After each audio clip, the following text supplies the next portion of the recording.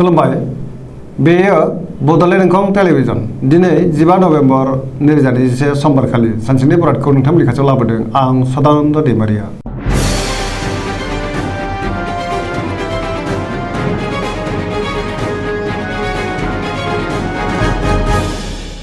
सिगां फरायनो लादों मेष राशि गिबि हांखो अ ल दिनैनि साना जोबोर मोजां बयजोंबो अनसायजागोन गुबुननि हेफाजाब मोनगोन जेरावबो देरहासार जानो हागोन मावनो लानाय खामानिखौ थि समावनो मावफुंनो हागोन गोसोखौ जोबोर गोजोननाय मोनगोन देहाया दिनै मोजाङैनो थागोन बहानिफ्रायबा मोजां खौरां फैनो हागौ रांखावरियाव जोबोर मोजां गोबां धोन आरजिनो हागोन बेफार फालांगियावबो जोबोर मोजां मुलाम्फा मोनगोन सोरबा लोगोनि हेफाजाब मोननो हागौ न'खराव दिनै बिसि फिसायनि गेजेराव अननानै फैगोन बिदा फंबायजों मोजां सोमोन्दो थागोन बिमा बिफानि बोर मोनगोन बहाबा थांनांगौब्ला दिनै जोबोर मोजां आरो मोजाङैनो हान्थिनो हागोन गुबुननि गोसोखौ बोनो हागोन गोसोनि बोलोआ बांगोन समाजाव मान मोनगोन लाइमोनफोरा मोजां खौरां मोननो हागौ गोसोआ दिनै जोबोर रमान्टिक जागोन फरायसाफ्रा फरायनायाव गोसो दुंखांगोन आरो मोजां फिथाइ मोनगोन पजिटिभ एनार्जिनि गोहोम गोग्लैगोन सरासनस्रायै दिनै साना जोबोर मोजां आरो मोजाङैनो बारग'लांगोन।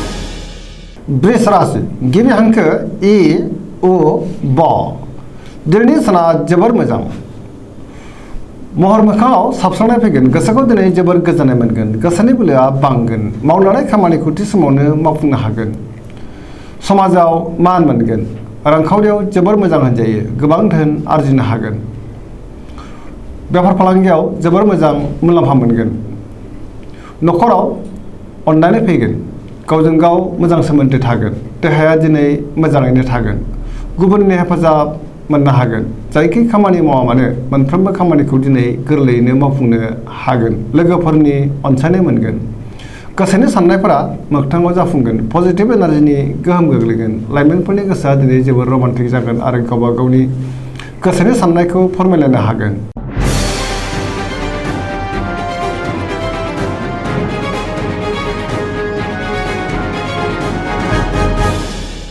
मिथुन राशि गिबि हांखो क स दिनैनि साना जोबोर मोजां बयजोंबो मोजां मोनजागोन सुथुरा बांगोन नाथाय अब्लाबो गिनांगौ गैया गोसोखौ दिनै जोबोर गोजोननाय मोनगोन गोसोआ जोबोर खुसि जागोन देहाया मोजाङैनो थागोन रांखावरियाव जोबोर मोजां बेफार फालांगियावबो जोबोर मोजां मुलाम्फा मोनगोन न'खराव दिनै बिसि फिसायनि गेजेराव अननानै फैगोन समाजाव गोबां मान मोनगोन गोसोनि बोलोआ बांगोन मावनो लानाय खामानिखौ थि समावनो मावफुंनो हागोन सिगांनि बबेबा आद्रा खामानिखौबो मावफुंनो हागोन सोरबा लोगोआ हेफाजाब होगोन सोरजोंबा बाख्नाय जानो हागौ गुबुनजों मोजां सोमोन्दो लाखिनो रोंगोन लाइमोनफोरनि गोसोआ दिनै जोबोर रमान्टिक जागोन पजिटिभ एनार्जिनि गोहोम गोग्लैगोन जेरावबो जाफुंसार जागोन सरासनस्रायै दिनै साना जोबोर मोजां आरो मोजाङैनो बारग'लांगोन।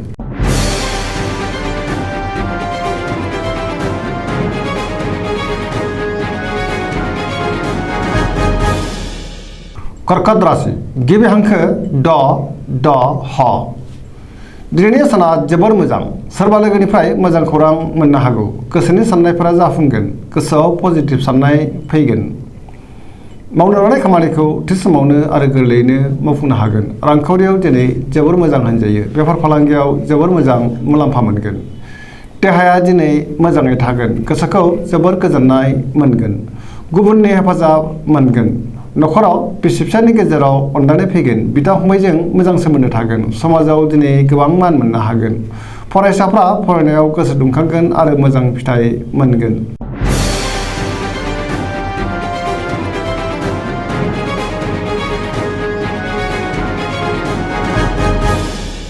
सिंह राशि गिबि हांखो म ट दिनैनि साना मोजां आरो गाज्रिनि गेजेरजों बाबेरलांगोन गोसोआव जोबोर बेले बेजे आरो गोनो गोथो साननाय फैगोन मावनो लानाय खामानिखौ मावफुंनो गोब्राब जागोन सोरबा लोगोनिफ्राय नाथाय हेफाजाबखौ मोनगोन बहाबा दावबायहैनो खाबु मोनगोन रांखावरियाव मोजां मोननो गोनांखौ मोननो हागोन बेफार फालांगियाव मोजां मुलाम्फा मोनगोन गोसोनि साननायखौ गुबुननो फोरमायनो हागोन न'खराव बिसि फिसायनि गेजेराव अननानै फैगोन गुबुननि गोसोखौ बोनो हागोन। देहाया दिनै बारा मोजां थानाय नङा। जानाय लोंनायाव सांग्रां जानाया गाहाम। गुबुननि थाखाय जिंगा बांनो हागौ। माबा नङा माबा मोनसे हेंथा नुजाथिगोन। नेगेटिभ एनार्जिनि गोहोम गोग्लैनो हागौ।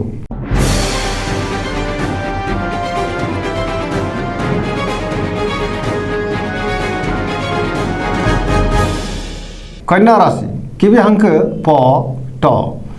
दिनैनि साना मोजां आरो गाज्रिनि गेजेरजों बाबेनलांगोन। गोसोआव गुलाय गुजाय साननाय फैगोन। गोथों आरो गोग्गो साननो रोंनाय नङा। गियाननि आंखाल जागोन।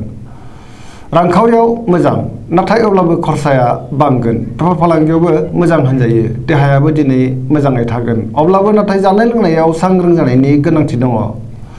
गोबां सुबुंजों लोगो मोनज्लायगोन। न'खराव दिनै बिसि फिसायनि गेजेराव अनलायनाय फैगोन। गोबां खामानियाव मुखुब थागोन। सोरजोंबा एना एनि जानोबो हागौ। नेगेटिभ एनार्जिनि गोहोम गोग्लैनो हागौ। सांग्रां जानाया गाहाम। सोरनिबा सायाव गोबां रागा जोंफ्लांनो हागौ।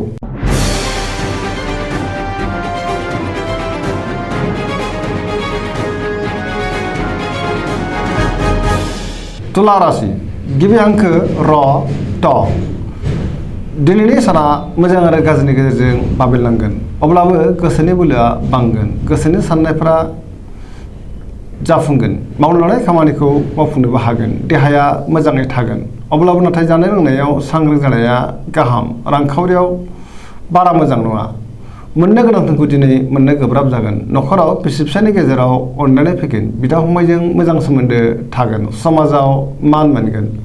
बेफार फालांगियाव बारा मोजां नङा। खहा जानांनोबो हागौ। गुबुननि गोसोखौ बोनो हागोन। लोगोफोरनि हेफाजाब मोनगोन। गोदान थांखि लानो रोंनाय नङा एबा जागायथ'यैआनो मोजां। सेंग्रा सिख्लाफोरनि गोसोआ दिनै जोबोर आला खाला जागोन। गोसोआव गोजोननाय गैयै जानो हागौ।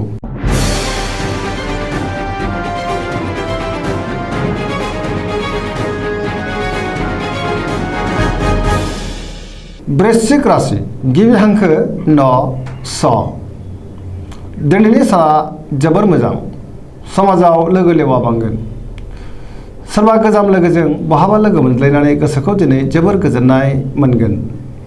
गोसोआव गोग्गो साननाय फैगोन। मावनो लानाय खामानिखौ थि समावनो आरो गोरलैयैनो मावफुंनो हागोन। गुबुननिफ्राय हेफाजाब मोनगोन। गोसोनि साननायफोरा जाफुंगोन। गोसोनि बोलोआ बांगोन। समाजाव दिनै गोबां मान मोनगोन। न'खराव दिनै बिसि फिसायनि गेजेराव अनलायनाय फैगोन। रांखावरियाव मोजां, नाथाय अब्लाबो खरसाया बांगोन। बेफार फालांगियाव मोजां मुलाम्फा मोनगोन। देहाया मोजाङैनो थागोन।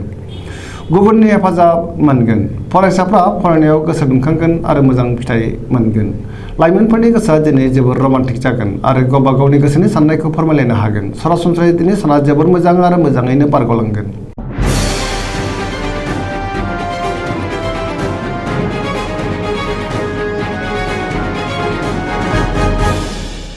धनु राशि गिबि हांखो ध फ भ। दिनैनि साना जोबोर मोजां। गोसोआव बोलो बांगोन। मावनो लानाय खामानिखौ थि समावनो आरो गोरलैयैनो मावफुंनो हागोन। गोसोनि साननायफ्रा जाफुंगोन। रांखावरियाव दिनै जोबोर मोजां होनजायो। आरजिनाय धोनखौ दोनथुमनो हागोन। मोननो गोनां धोनखौबो मोननो हागोन। बेफार फालांगियाव मोजां मुलाम्फा मोनगोन। समाजाव बयजोंबो मान होजागोन। देहाया दिनै मोजाङै थागोन। न'खराव बिदा फंबायनि गेजेराव मोजां सोमोन्दो थागोन। बहानिफ्रायबा मोजां खौरां फैनो हागौ। लाइमोनफोरनि गोसोआ दिनै जोबोर रमान्टिक जागोन आरो गावबा गावनि गोसोनि साननायखौ फोरमायलायनोबो हागोन। फरायसाफ्रा फरायनायाव गोसो दुंखांगोन आरो मोजां फिथाइ मोनगोन। पजिटिभ एनार्जिनि गोहोम गोग्लैगोन।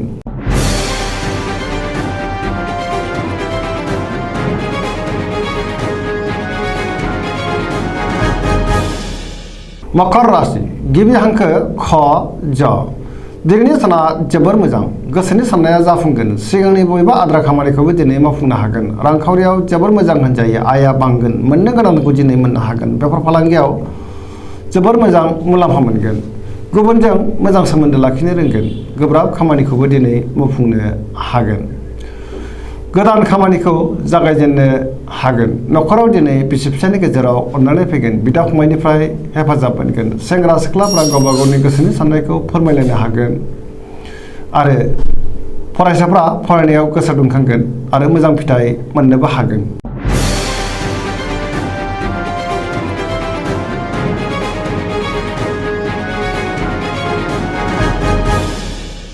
कुम्भ राशि गिबि हांखो ग स दिनैनि साना जोबोर मोजां गोसोखौ जोबोर गोजोननाय मोनगोन मावनो लानाय खामानिखौ थि समावनो आरो गोरलैयैनो मावफुंनो हागोन बहानिफ्रायबा मोजां खौरां फैनो हागौ समाजाव दिनै गोबां मान मोनगोन गोबां मुंदांखा सुबुंजों लोगो मोनज्लायनो हागौ रांखावरियाव दिनै जोबोर मोजां होनजायो बहानिफ्रायबा गोबां धोन मोननो हागोन देहाया मोजाङै थागोन न'खराव बिसि फिसायनि गेजेराव अननानै फैगोन गुबुननि हेफाजाब मोनगोन बिमा बिफानि अननाय आरो बोर मोनगोन बहाबा दावबायहैनो खाबु मोननो हागौ पजिटिभ एनार्जिनि गोहोम गोग्लैगोन जायखि खामानि मावा मानो मोनफ्रोमबो खामानिखौनो दिनै मावफुंनो हागोन